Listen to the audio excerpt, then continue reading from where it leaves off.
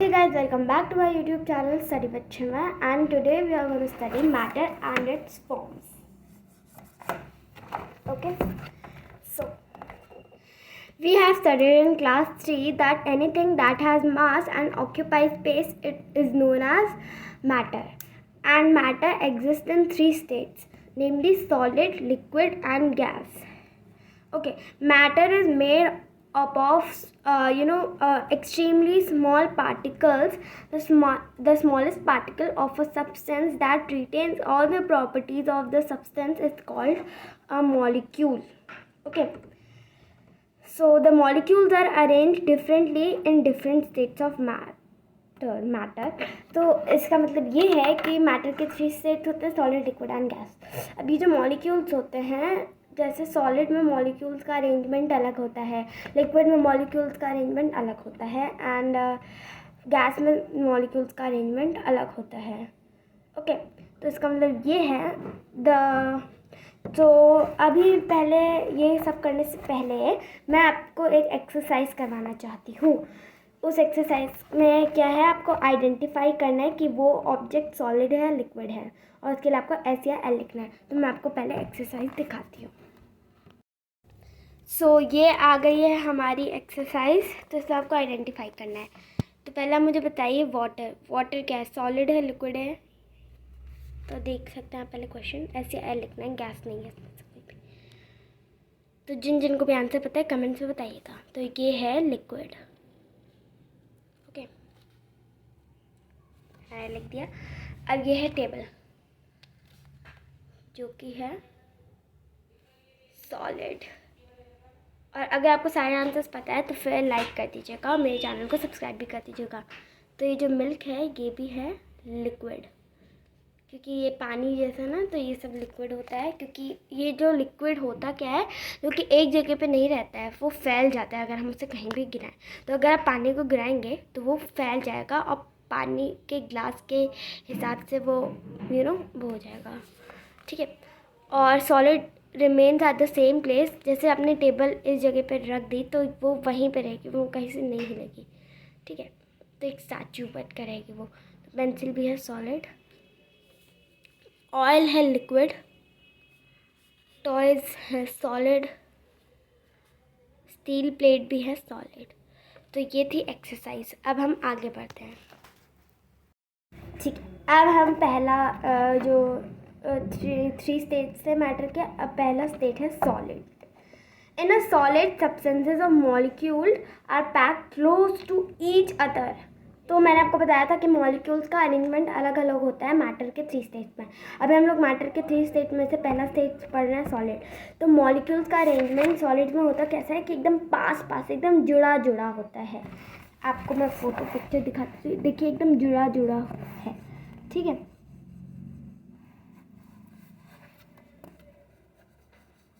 और जो आप देख सकते हैं, अब मैं आपको एक बात बताऊंगी, ये है बट इसके बीच में हल्का हल्का सा स्पेस है, हल्का सा. तो इसे हम कहेंगे इंटरमॉलिक्यूलर स्पेस. क्या कहेंगे? Intermolecular space. बट ये टाइटली पैक्ड है. सॉलिड में मॉलिक्यूल्स होते हैं एकदम टाइटली पैक्ड. ओके, अब हम पढ़ेंगे what are crystals. The molecules of certain solid substances display a special property. They are arranged in a uniform geometrical pattern that repeats itself to create a unique shape, are called crystals. तो मैंने sugar के crystals बनाए थे. उसमें मैंने क्या था, मैंने एक ग्लास लिया था. ठीक है. उस पर नहीं, पहले मैंने शुगर ली थी. उसको एकदम पानी में आपको घोल देना होता है. फिर आपको करना क्या होता है, एक स्टिक लेनी होती है, उसके अंदर ऐसे रस्सी बांध देनी होती है, फिर उसको रख देना होता है मतलब फ्रिज में मैक्सिमम 10 डेज़ के लिए. फिर आप ऑब्ज़र्व करेंगे जो आपने रस्सी थी उसके अंदर, उसमें कुछ हल्के हल्के से शाइन आएगी, तो उन्हें हम कहेंगे शुगर क्रिस्टल्स. ओके. अब हम पढ़ेंगे liquids. In a liquid molecules are less tightly packed. तो सॉलिड में एकदम टाइटली पैक्ड थे. अब लिक्विड्स में तो हल्का, देखिए ऐसे हैं, मतलब आप देख सकते हैं इसमें एकदम टाइटली पैक्ड थे. अब लिक्विड्स में देखिए स्पेस है इसमें, है ना. तो इसमें लेस टाइटली पैक्ड है. than a solid. Molecules have more space between them and the force that they exert on each other is also less. This allows them to move about a little, but they cannot move far away from each other. Okay. Now third state है हमारा gas. In a gases, molecules are far apart from each other. तो gas तो free है, इसमें तो पूरा ऐसे मतलब गैस आपको पता है अगर आप कुछ स्प्रे करेंगे तो वो गैस हो जाएगी, वो आपके पूरे कमरे में फैल जाएगी. तो इन molecules they are मतलब far apart from each other with large intermolecular space. There is hardly any force of attraction between the molecules in gas. They move freely, collide with each other and spread in all directions, occupying the entire available space. Gases therefore do not have a definite shape or definite volume. Okay. अब हम करेंगे solutions. Okay, solutions. Okay. तो let us recall some other terms that we have already learned in solutions. So, soluble substances. What? Soluble substances. Substances that dissolve in a liquid are said to be soluble in that liquid. Okay. So, soluble substance का मतलब होता है कि जो liquid में एकदम आराम से घुल जाते हैं, एकदम मतलब हाँ आराम से, उन्हें हम कहते हैं soluble substances. Insoluble substances are substances that do not dissolve in a liquid are said to be insoluble. तो जो लिक्विड में आराम से नहीं डिज़ोल्व होते हैं उन्हें हम कहते हैं insoluble substances. अब हम पढ़ेंगे immiscible liquids. Liquids that do not dissolve in each other are said to be immiscible liquids. तो जो दो तरीके के लिक्विड्स हम ले लेते हैं और जो दो तरीके के लिक्विड्स एक दूसरे में ही डिज़ोल्व नहीं हो पाते हैं उन्हें हम कहेंगे immiscible liquids. और पढ़ेंगे solute. The substance that dissolves in a liquid are called solute. तो जो substance होते हैं और जो liquid में dissolve हो जाते हैं उन्हें हम कहेंगे solute. और solvent पढ़ेंगे. The liquid in which a solute dissolves is called a solvent. Okay, let us conduct. Okay, अब आप एक एक्टिविटी भी कर सकते हैं जिसमें आप कोई आप लेमनेड बना सकते हैं और इसमें आपको आइडेंटिफाई करना पड़ता है कि जो आपने लिए हैं उसमें से क्या है सॉल्युबल, इनसॉल्युबल, सॉल्वेंट और सॉल्यूट. ओके, अब हम पढ़ेंगे separation of substances. Soluble and insoluble substances can be separated from a liquid by using various methods. and वो various methods के एक बार मैं आपको नाम बता देती हूँ. evaporation, distillation, sedimentation, decantation, filtration. okay, पहले हम पढ़ेंगे evaporation. The process in which a liquid changes into its gaseous state is called evaporation. Evaporation is used for separating a soluble solute from a solution. अब आप इसको एक activity में भी देख सकते हैं, जो कि एक्टिविटी में आपको बताती हूँ. Take a flat dish and pour salt water into it. तो आपको एक फ्लैट डिश लेनी है, उसमें आपको सॉल्ट वाटर पोर कर देना है, salt water. Leave the dish near a window सिल एंड फॉर एंटायर डे. तो आपको एक विंडो के पास आपको उसको रख देना है फॉर एंटायर डे, पूरे 24/7 आवर्स आपको रख देना है. You will notice that the water in the dish has evaporated leaving the salt behind. ठीक है, तो इसमें होगा क्या, ऐसे evaporate हो जाएगा और salt behind मतलब पीछे ही रह जाएगा. और मैं आपको ये फ़ोटो भी दिखा सकती हूँ, ये evaporate हुआ है. ओके, अब हम पढ़ेंगे सेकेंड मेथड जो है distillation. Distillation is a process of separating an impurity which is either dissolved or undissolved in a liquid. Okay. It involves the process of evaporation and condensation. Unlike the process of evaporation, in this process we can get the liquid back. उसमें तो क्या होता है, liquid जो है वो हो जाता है और evaporation में बताई हूँ, और सॉल्ट वो पीछे रह जाता है. Okay, this is generally carried out in a specially designed setup. Okay, तो सेटअप मैं आपको एक बार दिखा देती हूँ। मेरी सेटअप आप इसको घर पे भी वो कर सकते हैं। आपने इन्फॉर्मेशन के लिए मैंने एक बार किया था। ये है डिस्टिलेशन, ये है इवापोरेशन। ओके, अब हम पढ़ेंगे सेडिमेंटेशन एंड डिकेंटेशन। ओके, मैं आपको एक्टिविटी बताऊंगी कि आपको अगर आपको सेडिमेंटेशन और डिकेंटेशन को वो करना है, क्योंकि ये आपको ऐसे समझ में नहीं आने वाला। आपको एक एक्टिविटी करके देखनी पड़ेगी। मुझे भी ऐसे समझ में नहीं आया था, मैंने एक्टिविटी की थी एंड देन आई मतलब मुझे समझ आया था। Take a jar of water, आपको एक वाटर का जार लेना है जो कि वाटर से फिल होना चाहिए। Add some sand into it, तो आपको वाटर लेना है, उसमें मतलब जार लेना है, उसके अंदर वाटर डालना है और उसमें सैंड डालना है। सैंड आपके पास होगा। Allow the mixture to stand and distribute for some time. What do you notice? Sand settles down at the bottom of the jar, this is called sedimentation. ठीक है, तो ये आपने यहाँ पे ये सेडिमेंटेशन का दिखा दी मैं आपको ऐसे दिख नहीं होगा, मैं आपको पास से दिखाती हूँ। सो गाइज, ये है सेडिमेंटेशन। ये आपने जार लिया, उसके अंदर वाटर डाला, उसके अंदर सैंड डाला, इसको मतलब आपने रखने दिया और फिर होएगा क्या, सैंड नीचे आ जाएगा और वाटर वही का वही रहेगा। सो इसे कहेंगे सेडिमेंटेशन। ओके, अब हम पढ़ेंगे decantation. Now gently pour the water into another container without distributing the sand at the bottom. This is called decantation. Okay. तब आपको करना क्या है, एक और वो जार लेना है जिसमें आपको क्या करना है, जिसमें आपको ये आप देख सकते हैं, आपको ये डाल देना है वाटर।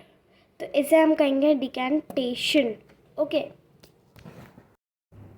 मैंने आपको सेडिमेंटेशन भी दिखा दिया, डिकेंटेशन भी दिखा दिया। अब मैं आपको मतलब बताऊंगी फिल्ट्रेशन।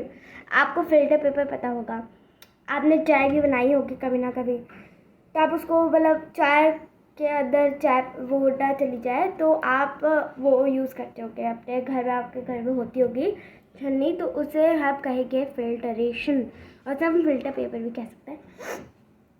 अब मैं आपको बताऊंगी करना क्या है। Filtration is used to separate an insoluble solid from the mixture of a solid and a liquid. Okay, आपको सैंड एंड वाटर लेना है, उसको मिक्स कर देना है, फिर आपको एक जार लेना है और फिल्टर पेपर उसको ऐसे रख देना है। फिल्टर पेपर को सैंड वाटर डालना है ताकि सैंड उस फिल्टर पेपर पे रहे और आपका जो आपकी चाय है वो अंदर चली जाए, तो उसे हम कहेंगे filtration. Okay, and the sand collected on the filter paper is called residue. Okay, and अब हम पढ़ेंगे air. Air is present all around us. It is a mixture of various gases. अब एक पाई डायग्राम है, पाई डायग्राम आपको पता होगा, ये पाई डायग्राम मैं आपको पास से दिखाती हूँ बट आपको दिखेगा नहीं। ये है पाई डायग्राम, इसमें है ये ब्लू कलर का आप देख रहे हैं, इसमें 78% नाइट्रोजन है, 21% ऑक्सीजन है एंड 1% गैसेस हैं एंड 0.03% कार्बन डाइऑक्साइड है। हम इनके यूजेस पढ़ते हैं। ये है नाइट्रोजन, 78% है। Plants use nitrogen from the air indirectly for their growth, ये इसकी यूज़ है। Oxygen 21%। All living things need oxygen to breathe. Oxygen is also needed for burning, as you know. Other gases like carbon dioxide, argon, helium, neon, water vapor. Carbon dioxide, other gases have 1% and 0.03% is carbon dioxide. Okay, plants use carbon dioxide to prepare food. Argon is used in electrical bulbs. Okay. मैंने आपको सारी gases के uses बता दिए हैं। अब हम पढ़ेंगे प्रॉपर्टीज़ ऑफ एयर। सो अब हम पहले मैं आपको प्रॉपर्टीज़ ऑफ एयर बता देती हूँ। Air has wait, air occupy space, air is needed for burning, air expands when heated. Okay, ये थी प्रॉपर्टीज़ ऑफ एयर। अब हम पढ़ेंगे formation of wind. The sun's heat warms the air which rises up. Cooler air begins begin heavier, starts moving in to take its place. Moving air is called wind. When the wind moves gently is called breeze. A strong wind is called gale. Very strong wind accompanied by rain and thunder is called storm. Storm मतलब आंधी, हिंदी में आप कह सकते हैं. अब मैं आपको 2 तरीके की ब्रीज बताऊंगी, सी ब्रीज और land breeze and monsoon breeze. Okay, 3 तरीके के. Sea breeze. Land heats up quickly and also cools down quickly. Okay, land heats up quickly and also cools down quickly. Against this, water takes longer time to heat and also to cool down. During the day, land heats up quickly due to the heat of the sun. The air adjacent to the land becomes warm. Warm air rises up as compared to the land. Sea water takes longer time to heat up. Therefore, the air adjacent to it is cooler. This cooler air begins to flow towards the land to occupy the space created near the land. The wind that blows from sea towards the land is known as sea breeze. Ab land breeze. At night, the land cools down quickly, but sea water is still warm. The air above it is therefore warm and light. As this air moves up, its place is taken by the cooler air. Blowing from land. The wind that blows from land towards the sea is known as land breeze. Now we will study monsoon breeze. Monsoon breeze is like a massive sea breeze. However, unlike the sea breeze that occurs daily, monsoon breeze blows seasonally. As the land stays warmer than the ocean throughout summer, and as the ocean is a constant source of moisture, there is a massive build up of moisture laden air in the atmosphere. When these monsoon winds begin to blow, they cause rains. Monsoon winds last from June to September in India. Now we will study ventilators. Rooms of a house have ventilators near the ceiling to allow better circulation of air. Ventilators allow fresh air to enter the room as warm air from inside rises up and moves throughout them. तो ventilators आप window को भी कह सकते हैं, जो कि near the ceiling होते हैं, और वो अलाउ करते हैं हम फ्रेश एयर को अंदर आने में. और अगर हमारे घर में वेंटिलेटर्स नहीं होंगे तो हमारा जो घर है उसमें बहुत सारा कार्बन डाइऑक्साइड होगा. Okay, so guys, that's for today's video. And अगर आपको वीडियो अच्छा लगा इस वीडियो को लाइक, शेयर एंड सब्सक्राइब जरूर कीजिएगा. और take care and bye bye.